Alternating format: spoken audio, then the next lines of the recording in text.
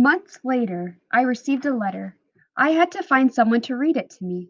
The moment I first heard it, I memorized every word.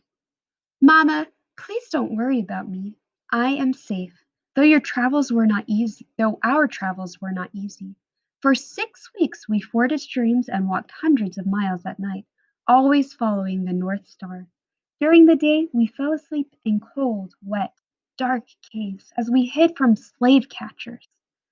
Free black people and sometimes even white people offered us refuge. Mama, you should have seen how happy we were when we arrived at the rock with the P that told us we were at the Mason-Dixon line. We knew that in the state of Pennsylvania, we would finally be free. I love you, Mama. Sally. Something I learned from this letter is that there was a line or a state where slaves were free. So if they crossed over to that state, they could be free. Pennsylvania is where slaves are free. What other states were free?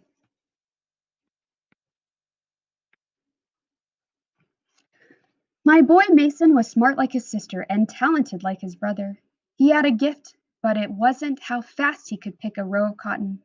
That boy would take the banjo his daddy made him and play it till even the birds tried to dance. But my master saw the joy we found in Mason's music. He raised a whip to my boy to stop his banjo playing, and I knew right then that if Mason stayed on the plantation, he would be only become a beaten, broken slave in the fields. I sent word up north to Sally, the daughter I had not seen in 6 winters. In due time she answered my prayers. A strange black man came to our door and said, "I've come to help Mason steal away." I waited 6 months to hear what had become of my son.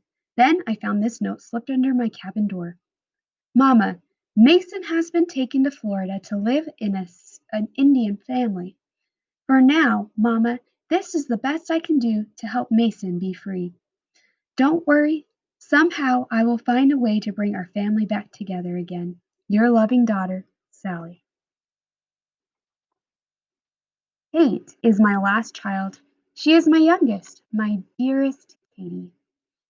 I do not know what I will do if she is ever taken from me. Katie is now working in the plantation's big house. She has humbled herself to Master Clement's daughter. Our young mistress has told my daughter that neither she nor I will ever be sold if Katie remains her dutiful servant. I'm telling my lost child the story of our heritage, the story of my own parents once told to me. I am showing her how to make beautiful quilts and pottery from coils of red Georgia clay, like the ones I made as a child in Africa. We will probably never be released from this prison of slavery and rise to freedom like my Sally and my Mason. But Katie and I will somehow find comfort in our lives. Katie and I often walk together up to the boundaries of the Clemens plantation. As we walk, we hear singing, and if I try real hard, I almost hear my mother's voice. The women are singing the old hymn, "Now Let Me Fly," a song about the promised land that slaves can only find up in heaven. But when I hear that old song, I search the sky for that little African bird, and I dream of freedom. And that is the end of the story. As I mentioned, it's a pretty serious story, um, but it was part of our history, as sad as it is. I hope you wrote down or look at all these facts we got written down. We've got lots of questions and responses. I'm curious to see what facts you learned, what questions you still may have, and what were your responses? What did you think about this story? Okay, I'm excited to hear from you.